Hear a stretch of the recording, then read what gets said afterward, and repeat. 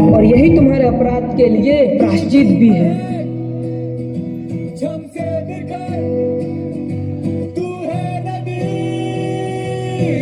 आनंदी, तुम्हारी 12वीं का परिणाम आ गया है। तुमने पूरे कॉलेज में प्रथम स्थान अर्जित किया है। आनंदी, तुम्हारी मेहनत रंग लाई है। तुम्हें शिक्षा वृत्ति मिली है।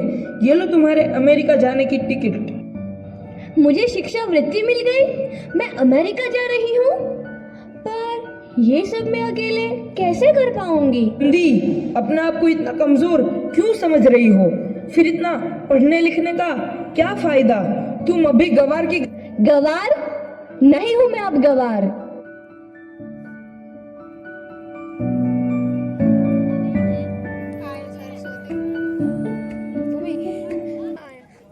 तो इस प्रकार 7 अप्रैल 1883 को आनंदी अमेरिका के पेंसिल्वेनिया के लिए रवाना हुई और 3 साल बाद उन्होंने डॉक्टर ऑफ मेडिसिन की उपाधि प्राप्त कर ली। इधर आनंदी के पिता की तबीयत बहुत खराब है। आगे क्या होता है देखते हैं।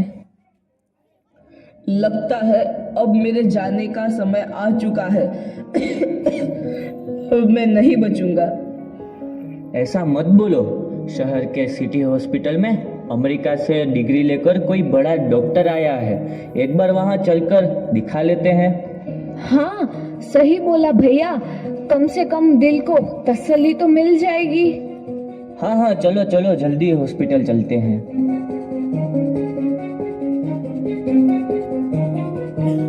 इस मरीज की हालत तो बहुत ही खराब है।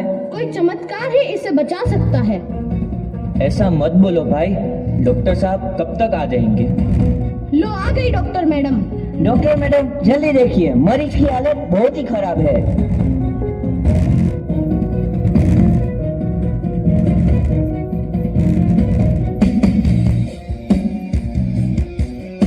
अब आप बिल्कुल ठीक हैं। मौत के मुंह से आपको बचाया है डॉक्टर मैडम ने। डॉक्टर साहब ने मुझे बचा लिया। मुझे मिलना है डॉक्टर साहब से। डॉक्टर साहब नहीं, डॉक्टर मैडम बोलो। डॉक्टर मैडम, उन्होंने ही तुम्हें जीवन दान दिया है। लो आ गई डॉक्टर मैडम, मिल लो उनसे। डॉक्टर मैडम, आपका बहुत बहुत धन्यवाद। आपने मेरी जान बचाई। इसके बदले में मैं गरीब भला आपको क्या दे सकता हूँ? वचन चाहिए मुझे कि कभी ये नहीं कहोगे कि लड़कियां कुछ नहीं कर सकती। वचन? ये कैसा वचन? अरे श्यामलाल, तुमने पहचाना नहीं? तुम्हारी बेटी आनंदी। आनंदी?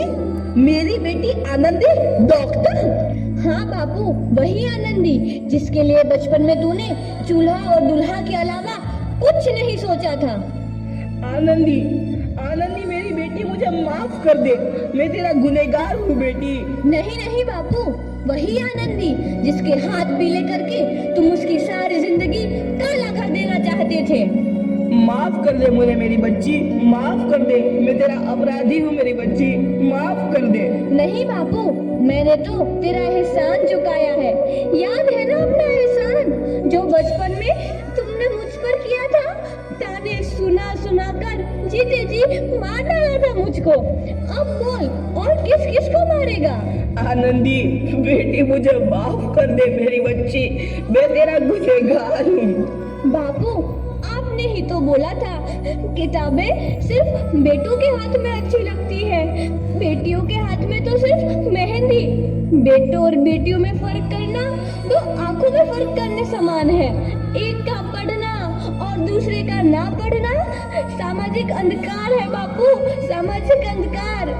उपकार मांगता हूँ मैं तुझ जैसी बेटी का, जिसने सारी उम्र मुझसे कुछ ना मांगा तो सिर्फ बराबरी का दर्जा।